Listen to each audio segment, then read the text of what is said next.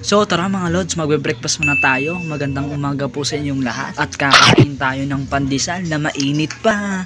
At dito ay magiinom tayo ng mainit na kape dahil taglamig ngayon at masimoy ang hangin. So sa sobrang lamig nga ngayon, di na kinakaya ng kumot ko. Baka kailangan ng yakap mo, boss. Yakap mo naman, boss. Dito nga, di nga maganda yung panahon dito. Wait, opening. Ito, maulan nga dito sa amin, no? Tara, tignan natin yung sa labas. Nagliliparan yung mga ibon, no? Okay naman nga mga lods, di naman nga binaha dito sa lugar namin. Kasi yung ulan nga kagabi ay di naman talaga napakalakas. Tara, balik tayo ulit. Manunod ba na ako ng video sa YouTube? Buksan ko yung wifi. Isang trip tayo ngayon. Mga multo nyo sa buhay niyan. Isang Manny Pacquiao. Gaano kalaki. Sabi ng commentator, the big man daw si Margaret. Speed, power talaga si Manny Pacquiao. Tapos yung Aiko din, malaki yung klama at malit lang siya. Hindi nga mag-adjust. Oh, babagsak pa sa Margarito. Sa mga lods, munti ka pa bumagsak dito sa Manny Pacquiao. Kasi sa lakas, sa Buriga, munti kang pa, pero natiis pa niya. Oh, baby boy. Hello, baby boy. Si, pinsan ko. Si Jasen. Hello ka. Hello. Bye-bye. Sabi mo, bye-bye. Bye-bye na. Ay, nagbabay siya. Pogi pogi. Kamusta? Ang paa mo? Ito, ipapasa ko na sa iyo. Papasa mo sa akin? Oo. Naging busy ako. Ngayon lang ako sinama ako dito ni ate. Asawa ni Tito. Ayusin natin yung bubong. Lalagyan natin ng epoxy kasi nagtutulo yung bubong daw. Baka di mabulok yung kahoy. Tumatagos sa bato. Yung sa ulan. So, pasok tayo. Nasaan ito?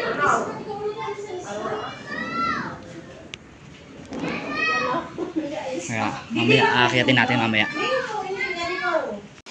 Kasi ito maray ito na puno na tao. Yung sa akin, hindi naman naksyonan ng may-ari. Kaya nangyari. Dapat sulti.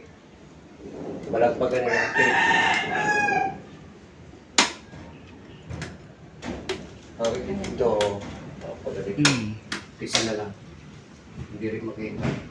Yun, butas din yun. Yun. Sa dayo, yun. Oo. Mga bago pa naman yung year. So umakyat na nga ako dito at binibidyoan nga ako ni Tito at makikita nga dito mga lods na nag-ball kasi lang ako at pero nag-iingat din ako kasi malay mo hindi na to matibay na yero at si kuya naman yung nag-uupa ay tinutulak na yung yero nasa loob siya ng bahay para makita ko naman yung may mga butas kaya ito ay may dalang-dala akong ball kasi tatlo nilalagyan ko nga napansin ko pa rin yung nasa ng pinakamanipis pag may nakikita ko yung pinakamanipis na ball kasi na nilagyan ng dati pa ay nilalagyan ko pa rin para maging makapal din. At may dala-dala din ako ng tape. Yung tape na parang pinapadikit talaga sa bubong. Naisip ko para mas maging matibay at hindi makadaan yung tubig sa ulan ay nilagyan ko ng bulkasil at tinapalan ko ng tape. At dito makikita nyo dito na talagang napakahangin at malakas yung hangin. Kaya ang ginagawa ko para hindi ako out balance, muyo ko ako at sabay luhod.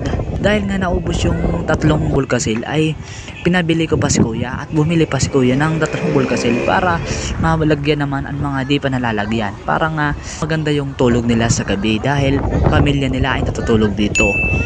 So tapos na tayo mag-bulkasil, makita yung mga kamay ko. So tapos na ako.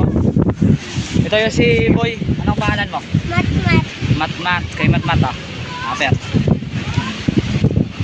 Tapos nakita mo yung balod na kasi hindi magandang panahon ngayon dito sa lugar namin. Kaya tara, uwi na tayo. Tara, kain po. Gagamitan natin kasi madumi yung kamay ko. Nagbulgasil tayo kaya gamit tayo ng gloves. Yan na. Malaki nga ang baso ko kasi hindi na ako kumuha ng pabalik-balik. Ito, may yun tayo ng uga. Kakain tayo ng uga kasi para simple lang. At saka kinaugalian ng Pilipino.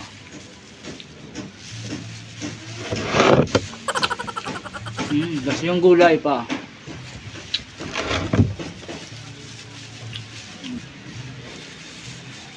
Kasi lagi na lang baboy kami, kaya parang may iba naman, ito naman.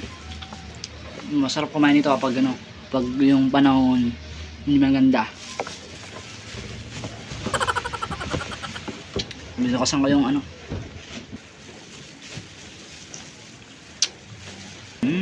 Sarap.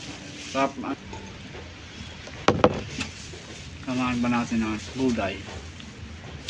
Ang gulay ito ay ano, ugbos, ang tawag dito sa amin, ugbos lubi-lubi.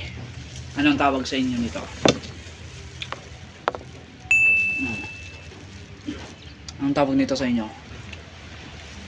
Ng uga ang tawag dito sa amin. Ano sa ang tawag sa inyo nito?